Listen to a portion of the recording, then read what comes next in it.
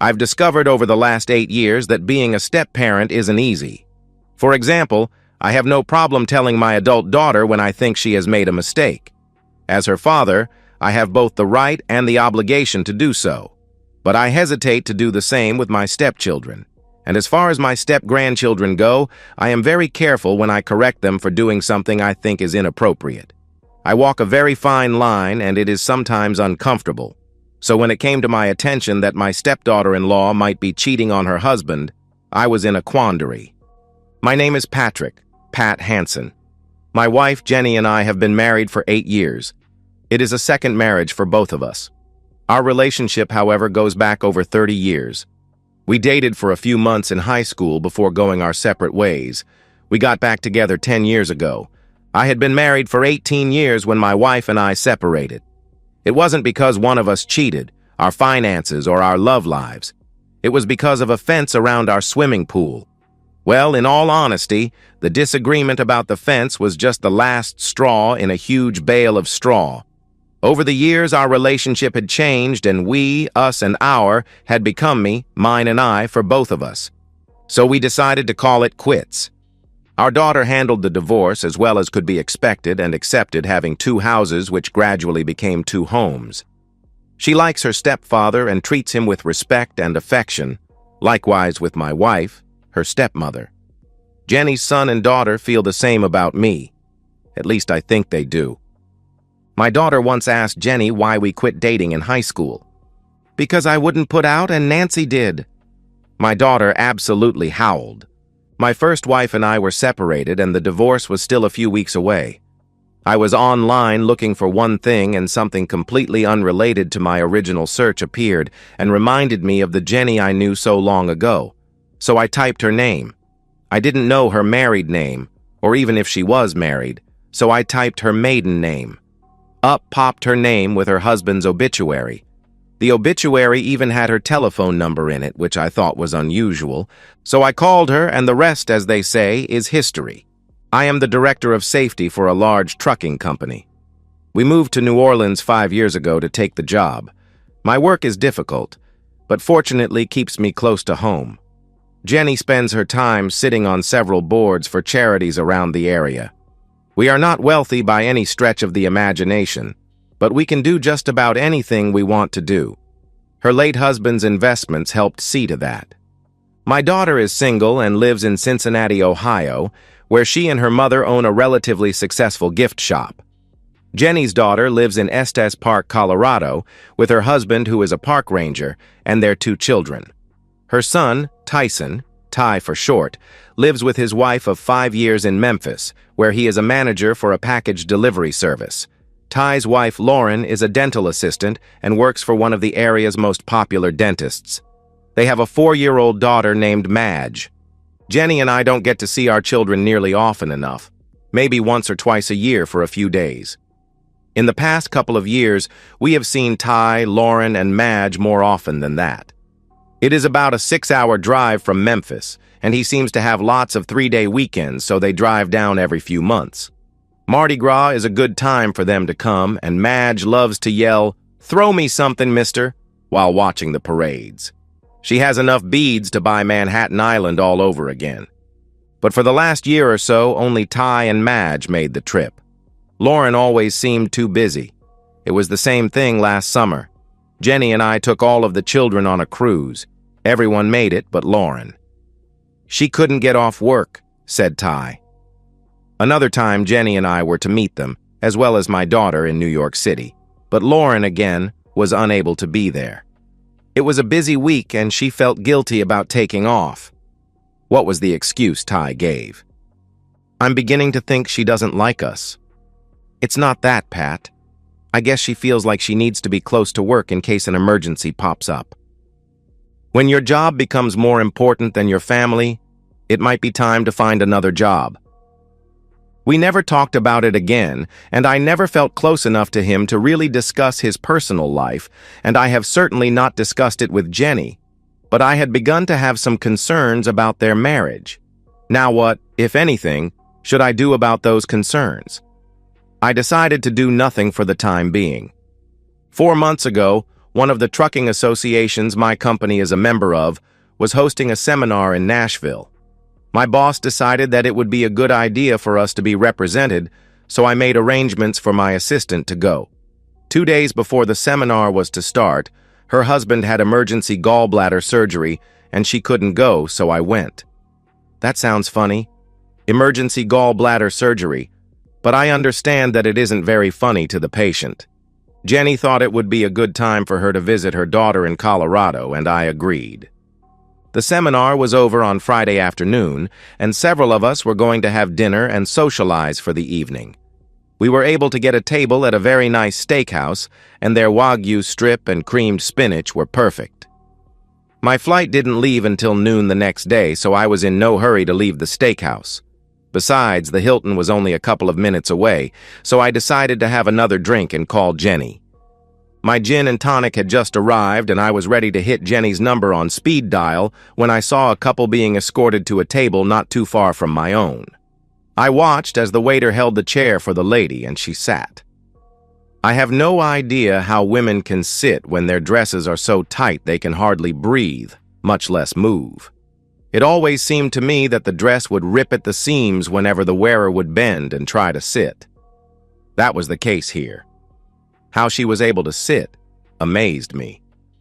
And how one little string kept the top of the dress from falling down also amazed me. Spaghetti strap, I think it's called. Then I watched as the gentleman with her reached across the table and took her hands. I couldn't hear what they were saying, but it must have been funny because she laughed at virtually everything he said. I took a couple of sips of my drink, but couldn't concentrate on it. They ordered wine, then dinner. I sat and watched. The waitstaff kept checking on me to see if I needed anything and kept hinting that they could use my table. The couple was about halfway through their dinner when I decided to leave. I paid my check and stepped outside and asked the doorman to get me a cab. He signaled and one appeared as if by magic. I would like for you get in a position to see everybody who comes out of the restaurant.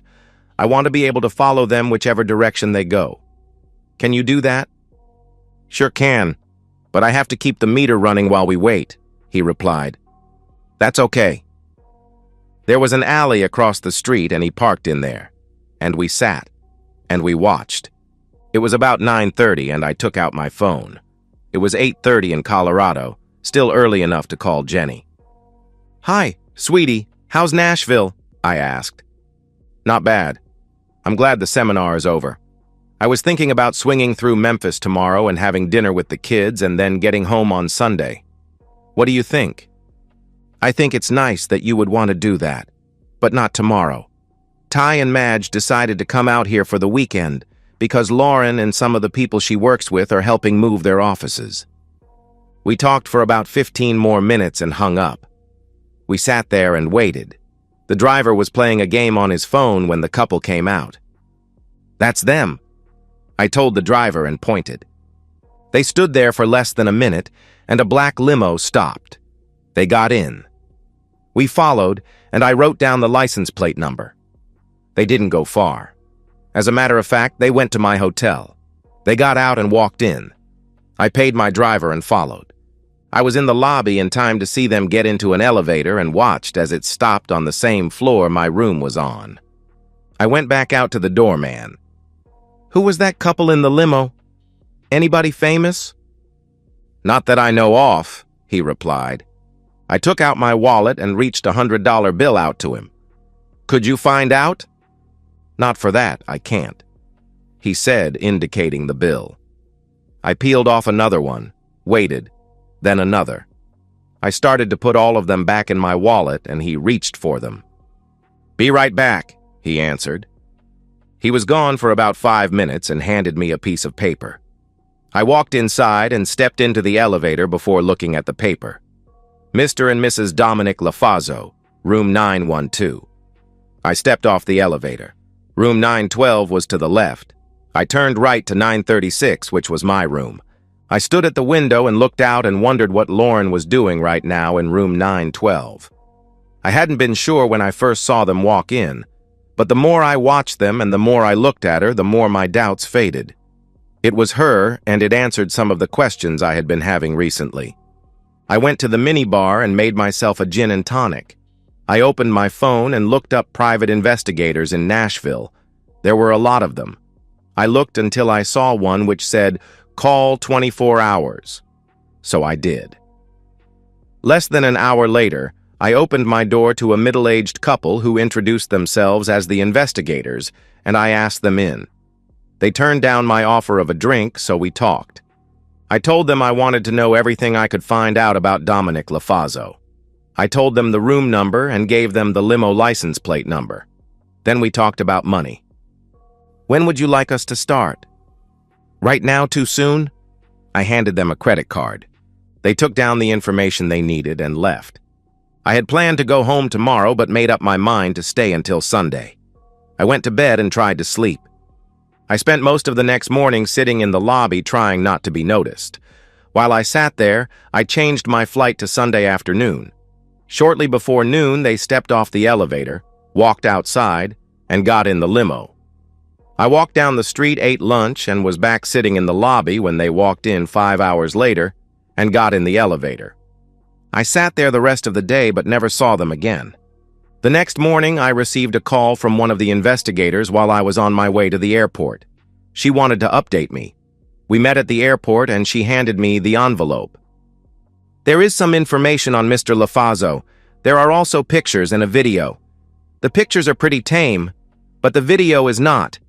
The same doorman you paid to get Lafazzo's name helped us get into their room yesterday while they were gone so we could plant our equipment. We figured if he took your bribe, he might take ours. And he did. He was able to get us the room next to Lafazzo so we could monitor and record what went on. The doorman's pretty sleazy and actually wanted a copy of the video for his own viewing pleasure. We have been in this business a long time, and this is the first time we were able to get into a Hilton room, so actually we considered ourselves lucky. The limo is a regular for hire car. Nothing more than an expensive cab. We have contacts all over town who help us gather information. Luckily, the limo driver is one of those contacts, so most of the pictures are from him when they were in his car yesterday. The info on Lafazzo is far from complete. He's from Memphis and comes here every couple of months and always brings a girl with him. The girl he has this weekend has been with him a couple of other times. We will get information on her and get it to you. Don't bother about her. I would, however, like for you to keep an eye on him. Stay with him the next time he comes to town and let me know, I replied. Will do. He always asks for the same driver, so that should be easy. We talked for a few more minutes before I had to get through security. I was a bit concerned about going through security with the video. I was hoping they wouldn't choose me for secondary screening and find an adult video on me. I resisted every urge to open the envelope, but I didn't want anybody looking over my shoulder. I was home by 6. 1 minute later, I opened the envelope. Apparently, there is a network of investigators who provide information to each other. When my investigators talked to their limo driver contact, they found out Lafazzo was from Memphis, so they called their contact there, who was only too happy to give them the lowdown on him. Dominic Lafazzo was a dentist, married with 4 children. He was well known as a philanderer but was very selective. He and 4 other men in Memphis were in a club, a Have Intimacy a Lot club. Their rules were simple: intimate early and intimate often. The women they had affairs with had to be married, so they would have as much to lose as the men if they were caught, and the men always had to have more than one woman. Not at the same time, but they always had to have more than one they could call on for intimacy. Lafazzo currently had at least 2 women he had affairs on a regular basis. He apparently took every opportunity to mess around, but preferred going to Nashville to do it. He used the excuses of dental seminars and fraternity brothers' golfing outings to explain being out of town so frequently. I took a short break. This guy pursued intimacy purely for pleasure. My first thought was that he was a slimeball. But then I thought, who doesn't have intimacy for pleasure? Humans are the only animals who do that, at least as far as we know.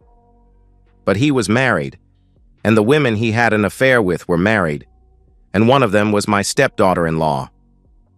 I picked up the pictures, some kissing in the back seat. an exposed chest, relatively tame, but still enough to start any normal husband for divorce court. Then I watched the video. It was after they came back to the hotel yesterday afternoon that the investigators had planted their equipment. They walked into the room. Lauren went to the window and opened the drapes as far as they would go. Then she turned on the radio to a country station.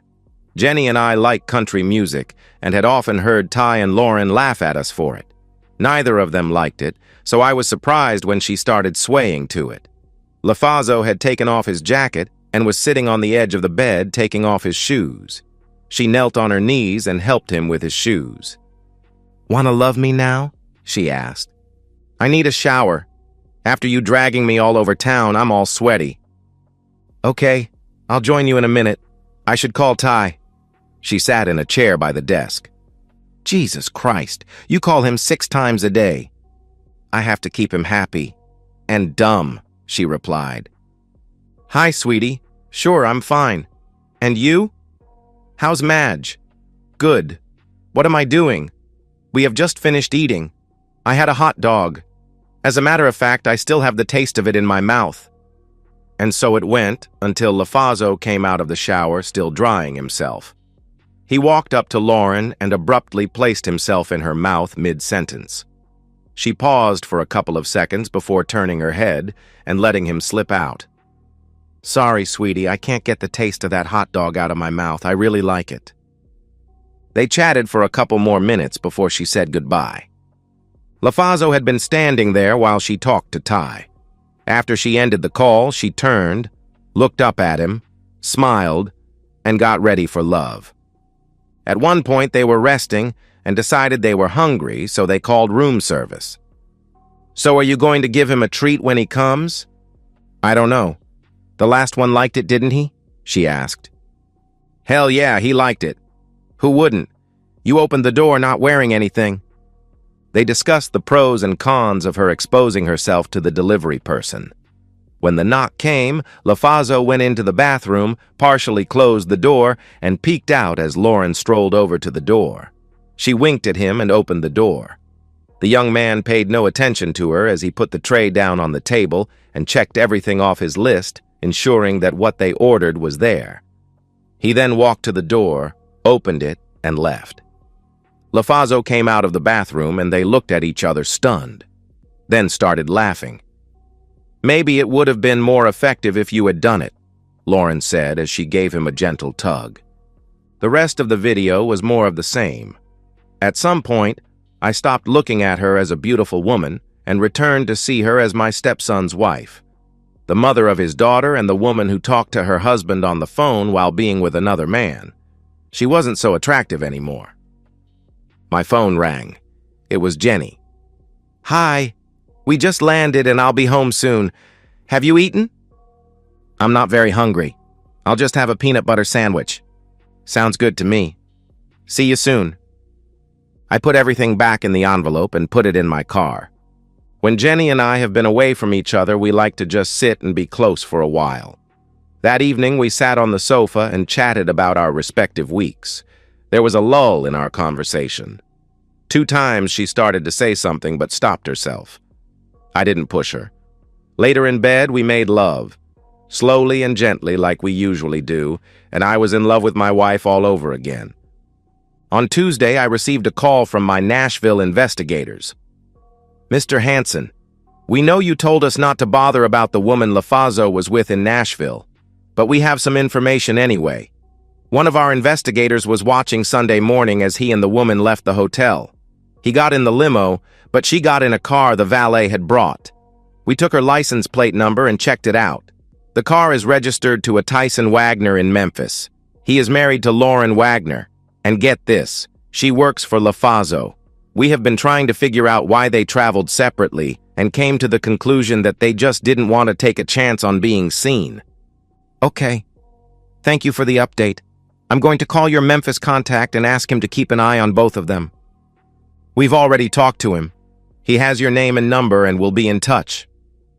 The rest of the week was comparatively normal if you factor out the fact that I still felt that Jenny had something to tell me, but was hesitating. Finally, on Thursday evening, she opened up. We were in bed reading when she started. I think Ty and Lauren are having problems. Why do you think that? Did he say anything last weekend? I asked. Not directly. He did say that he had offered to help her and the office staff move, but she was quick to say that they wanted to do it themselves and that it would be a good opportunity for him to visit his sister. Is that all? I asked. It's just that she never wants to go anywhere with him and Madge. She keeps saying she wants to stay home. Nothing wrong with that, I replied. No, but remember 3 months ago when he and Madge came here? Lauren couldn't come because she was going to train a new employee, and her boss preferred the training be done over the weekend and not when patients were there. Well, the day before he drove down here, he had her car serviced and cleaned. The day after he got home, he noticed that one of her tires was low on air, so before he went to work, he took it to put air in the tire. While he was airing the tire, he noticed that the car was dirtier than it should have been after just having been washed, and there were a couple of fast food bags in it. The only time Lauren eats that junk is when they are traveling. So he looked at the mileage and compared it to the invoice from when he had it serviced, and it had gone over 500 miles. That's strange, especially since she was supposed to be working all weekend. Did he ask her about it? No, she replied. Why not? I pressed. He was afraid too. He honestly doesn't know if he wants to know. She hesitated. That's not all. He called me Monday morning. He and Madge got home late Sunday from our trip to Colorado, and Lauren was in the living room with a glass of wine. She told him she had just taken a bath because she was sweaty from working all day helping move the office. He got her dirty clothes from the hamper in the bathroom and took them to the laundry room with the clothes he and Madge had taken to Colorado. He was going to wash them, and as he was sorting through them, he didn't find anything that resembled what she might normally wear when moving office furniture. No jeans or shirts, just skirts, blouses, and dresses. Why didn't you tell me this when he called? I asked. He asked me not to. You had voiced concern about her not traveling with them before, and he didn't want to add fuel to the fire. Does he have any idea what might be going on and what he might do about it? I asked. No to both. Again, he's not sure he wants to know. Well, he has to do something. I was on the verge of telling her what I knew, but chose not to.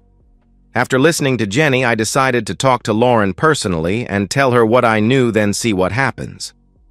Jenny and I talked for a few more minutes before going to sleep. She and Ty talked several times over the next couple of weeks. He decided to give Lauren some time and see what would happen. Jenny told him not to give her too much time.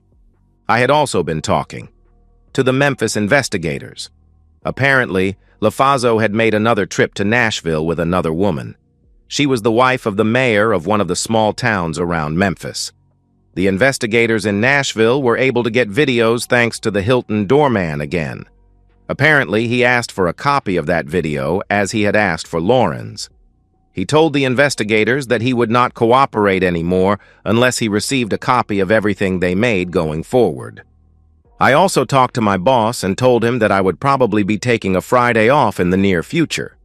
From what Jenny told me, there was some progress on the Ty and Lauren front. Things seemed to be getting better. Maybe so, I thought. But wait until it's her turn for Nashville. That happened all too soon. The following week, Ty called Jenny and told her that Lauren was chosen to attend a conference in St. Louis the next weekend. Her boss was paying for it. She was happy and he was proud of her. I told my boss and I was cleared to be off on Friday. I also told Jenny that I would be in Nashville for the weekend. She assumed it was for business, and I didn't tell her differently. Since Lauren is going to be gone over the weekend, why don't you see if Ty and Madge can come down? Good idea. I'll call him now. On Friday morning, I flew to Nashville and was met by my investigators. Ty and Madge flew, courtesy of Jenny and me, to New Orleans. Welcome back, Mr. Hansen. Everything is ready for you. They arrived at the hotel about 2 hours ago and have been making love since. We made a deal with our favorite doorman and our cameras are rolling. He won't get copies of anything we video, but he will get more money. Good. Let's get to my room. Yes, sir. We sat in my room for the next several hours. I started watching the live broadcast from the room next door, but stopped after only a few minutes. Finally, late in the afternoon, LaFazo and Lauren left to go eat. As soon as they left, my investigators retrieved their equipment from LaFazo's room, and I called Lauren. They had been out of the room for less than 15 minutes. "Hello, Pat. What's up?" "I am Lauren. I'm up on the 8th floor of the Hilton in room 837. You need to come and talk to me. You shouldn't have any trouble finding it. It's right next to 835, the room you were in while you were loving Dominic LaFazo. Be here in 15 minutes. I ended the call. The video was loaded on my computer, and I was alone in the room 16 minutes later when she knocked. I opened the door. Both of them were standing there. I stood aside as she stepped into the room. He started to enter as well. I shoved him back and closed the door. I turned to Lauren and just looked at her. "What happens now?" she asked. "That's up to you." "What do you mean?" she asked. "You can either walk out of this room and out of Ty and Madge's life, or I can show him the video of you and that jerk." "Video?" she questioned. I walked to my computer and pushed a button. It immediately showed Lauren on her back with LaFazo with her. She reached to stop it, but I grabbed her hand. It continued. She reached again to stop it. I let her. She slumped on a chair and looked up at me. "I can't just walk away. I have to talk to Ty." "Why didn't you talk to him before you decided to cheat?" Silence. "Ty and Madge are at my house. You go back to Memphis right now. Pack your stuff and leave. You write Ty a letter telling him you don't want to be married anymore. You don't talk to him or Madge, and you don't look back." "Don't I even get a chance to apologize?" she asked. "No," I roared. "I can't leave Madge. I won't leave her. Maybe, Pat, maybe Ty and I can work through this. I'll stop. I'll be a good wife. I'll never cheat again." "Could you do that, Lauren? Could you be a faithful wife? The last time you were here, I watched as made love to LaFazo, and then talked to your husband and joked about loving the taste of the hot dog you just ate. You humiliated him and you laughed about it. If you just walk away, I'll never tell him about you and LaFazo, and he will think you just didn't want to be married anymore. But if you fight me on this, I will make sure everyone you know sees the videos." "Oh my God, you saw that?" she asked. "Yes." For the first time since she came into the room, she started crying. "I'm sorry, Pat. I'm so sorry." We sat in silence. Her phone was in her purse and we heard it ring. She looked at me. I nodded. She opened the purse, took out her phone and spoke. "Go home, Dominic. It's over." The phone dropped back into her purse. "I'll do it, Pat, but I need money." "Ty will be home Monday afternoon. That will give you time to get half of the money out of your accounts. Your car is paid for, isn't it?"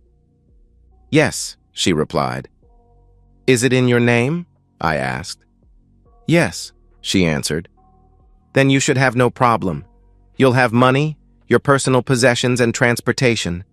Ty will never know you cheated on him, and Madge will soon forget you ever existed."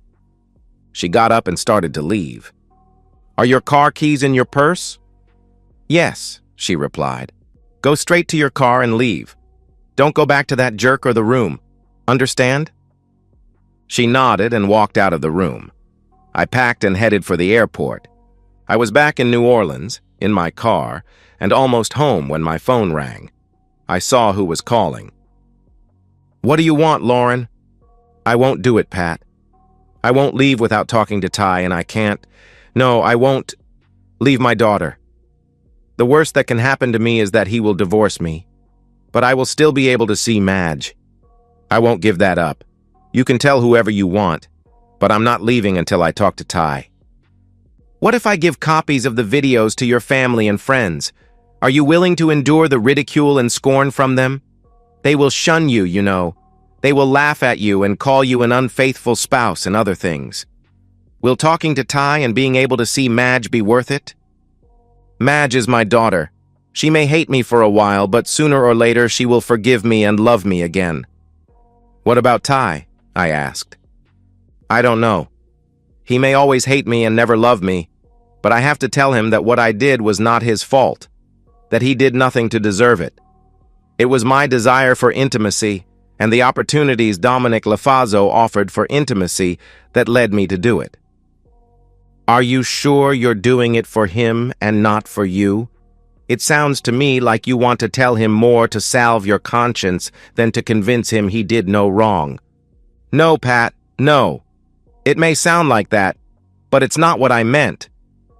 Let me think about this. I'll get back to you, I replied. I pulled into a park near my house and sat there for over an hour thinking. I called Lauren. Yes, Pat. You have 1 week, I answered. Jenny, Ty, and Madge were having grilled hot dogs when I walked out on the deck. Jenny and Madge hugged and kissed me. Ty shook my hand and offered me a hot dog. I declined, telling him that I had recently learned to hate them and would probably never eat another one. We spent a pleasant evening together. Jenny put Madge to bed and went herself. Ty and I had some port and chatted.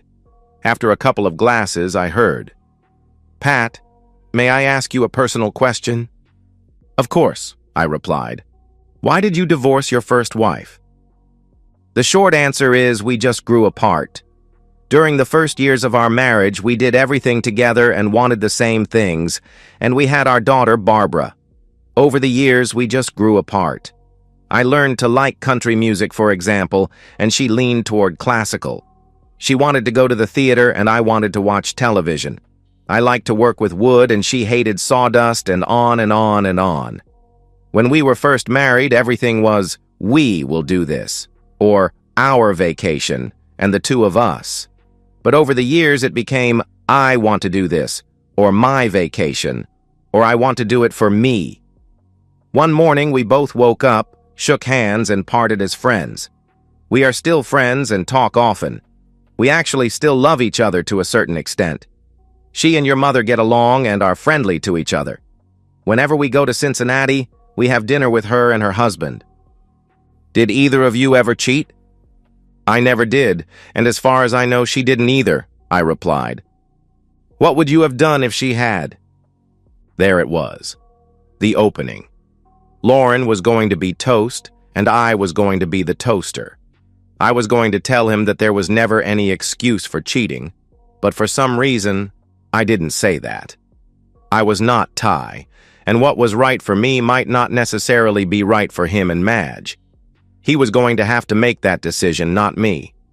What happens if he forgives her this time and down the road someone else gives her the opportunities she had with Lafazzo? Will she cheat again? Once a cheater, always a cheater. That's what I had always heard. I have no idea. I guess at first I would have wanted to kill her, or him, or both. But I think I would have wanted to know why. What did I do or didn't do to cause it? Had there been some way I could have prevented it? Any number of questions would need to be answered. Would you have forgiven her? Ah, the $64,000 question. I can't answer that. I can only say that if she had cheated, and if I had found out about it, and if I forgave her, I would never, and I mean never, mention it again, because once you forgive someone, you can never bring that particular incident or event up again. That doesn't mean you have to forget it. Remember what Santayana said, those who cannot remember the past are condemned to repeat it. We sat in silence and sipped port for another half hour. Finally, I said, "It's been a long day. I'm going to bed." We said goodnight. Ty and Madge left for home Monday morning. After they left, Jenny and I talked a little about our concerns for his marriage, but generally just enjoyed being near each other. On Tuesday evening, Jenny received a call from Ty. It seemed Lauren had confessed that she had been having an affair with her boss for the past year or so. She asked his forgiveness and promised to never do it again. She suggested they go to counseling and work to get past her cheating for the sake of their marriage and Madge. Ty told her to pack up and move out, and she did. He had no intention of tolerating her cheating. Jenny came and clung to me sobbing. He did the right thing, didn't he, Pat? I think so. Nobody should have to live with a cheater. We sat, talked, held hands, and hugged. She went upstairs about an hour later. As soon as she was out of hearing range, I took out my phone. "Hello, Mrs. LaFazzo. You don't know me, but I have a couple of videos I think you should see." And so, we've reached the end of today's story. Was it what you expected, or did it take a twist you didn't see coming? I'm curious to hear your thoughts. Share them in the comments below, and let's get a conversation going. If this story kept you hooked, make sure to hit that like button. And if you're new here or just haven't subscribed yet, now's the perfect time to join our community. I bring you fresh, captivating stories every day, so click that subscribe button and turn on notifications so you never miss out. Thanks for watching, and I'll see you in the next one.